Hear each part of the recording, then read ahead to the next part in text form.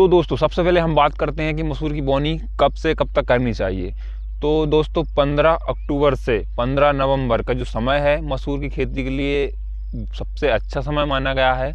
अगर आप 15 अक्टूबर से 15 नवंबर के बीच मसूर की बोनी कर देते हैं तो आपके मसूर का उत्पादन आपको काफ़ी अच्छा मिलने वाला होता है, क्योंकि इस समय जो होता है नमी भी अच्छी होती है मिट्टी में। अगर आप चाहें तो बिना पलेवा किए हुए यानी बिना सिंचाई किए हुए भी डायरेक्ट मसूर की बोनी कर सकते हैं, अगर आपके खेत में जो है पर्याप्त नमी बनी हुई है और जो मिट्टी की अवस्था है, मतलब कि बड़े बड़े आकार के डीमे जो होते हैं वो नहीं होने चाहिए खेत में।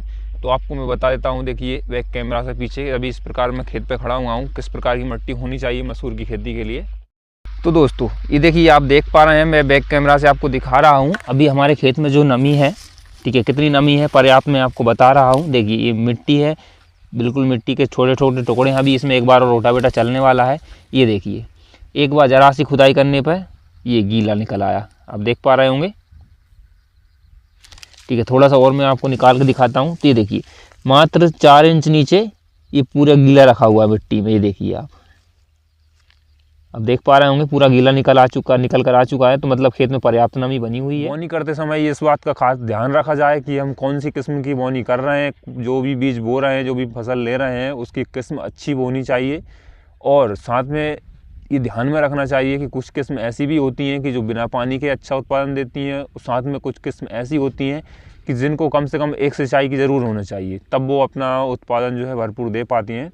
तो हमारे यहाँ का जो एरिया है मध्य प्रदेश विदिशा जिले से मैं हूँ, ठीक है। इस एरिया में हम अगर एक सिंचाई करते हैं मसूर में, मतलब कि मसूर की बोनी करने के बाद 20 से 25 दिन या 1 महीने के अंदर हम जो भी पहली सिंचाई करते हैं, उसके बाद पर्याप्त मात्रा में जो फसल होती है उसको खाद दिया जाता है, डीएपी और साथ में यूरिया, और साथ में मसूर की फसल को सल्फर भी देना चाहिए।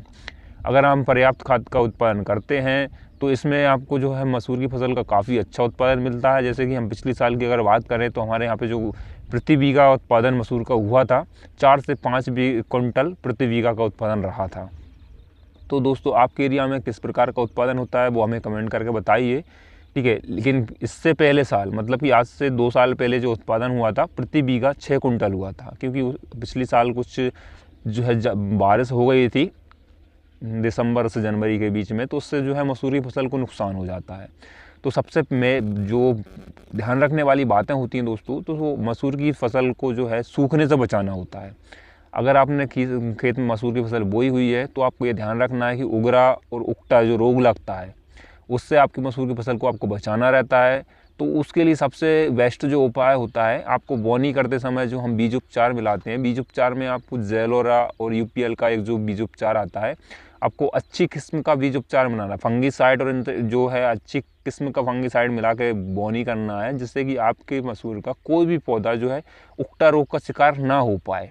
साथ में ही आपको इसमें ध्यान रखना है कि समय समय में इसमें जो है आपको फंगीसाइड और भी देना होता है बोनी करने के बाद। जैसे कि आपको जो पहली सिंचाई करते हैं हम, पहली सिंचाई के 1 या 2 दिन, मतलब कि जैसे कि नमी जो है कम हो जाती है, थोड़ा सा बतर आ जाती है खेतों में, तो उस समय हमको जो है खेतों में फंगीसाइड जैसे कि BSF का जो फ्रॉक्सर फंगीसाइड आता है उसका प्रयोग करना चाहिए। साथ में कुछ पोषक तत्व जो होते हैं, वैसे कि अगर आपकी मसूर की हाइट बढ़िया नहीं है तो आप पोषक सुपर या फिर अन्य पोषक जो आते हैं उनको भी छिड़काव कर सकते हैं। साथ में आप एक बार DAP प्लस यूरिया का और सल्फ़र का छिड़काव ज़रूर कीजिए।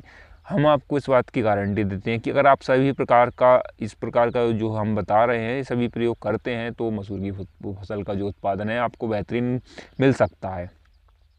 तो साथ में ही आपको एक सिंचाई करनी है, ठीक है। इसके लिए आपकी जो खेत की मिट्टी है वो भी अच्छी होनी चाहिए। अगर आपके खेत में जो है बड़े बड़े डीमे हो रहे हैं मिट्टी में, तो आपको क्या करना है, रोटावेटर चला लेना। रोटावेटर चलाने के बाद बोनी कर देना है, काफ़ी शानदार बोनी होती है। और साथ में जो मसूर है वो भी एक तरफ से बिल्कुल क्लियर होती है। और आपको क्या करना है बोनी करते समय भी, अगर आप जैसे कि 15 से 20 किलो प्रति बीघा के हिसाब से जो दर है मसूर बोनी की उससे बोना चाहिए। जैसे कि अगर आप 1 कुंटल जो मसूर है वो 7 बीघे में मान के कर सकते हैं, 30 किलो तक भी आप बो सकते हैं, ठीक है। अगर आप बिना पलेवा के बो रहे हैं, मतलब कि बिना सिंचाई किए हुए खेत में डायरेक्ट बो रहे हैं, तो आप 25 से 30 किलो कभी कभी बो सकते हैं। और अगर आप पलेवा करके बो रहे हैं तो आप 20 से 25 किलो तक बोएं। ठीक है, तो अगर आप देखिए जैसे कि मसूर में जो है DAP का जो मात्रा होती है बोनी करते समय वो बराबर की रखना चाहिए। अगर आप 1 क्विंटल मसूर बो रहे हैं तो उसमें आपको 2 बोरी DAP का प्रयोग करना है। ये आपको अच्छे से मिलाकर पहले आपको बीज उपचार मिला लेना है। ठीक है, उसके बाद में आपको DAP पर्याप्त बराबर मात्रा में DAP मिलाना है और आपको बोनी कर देना है।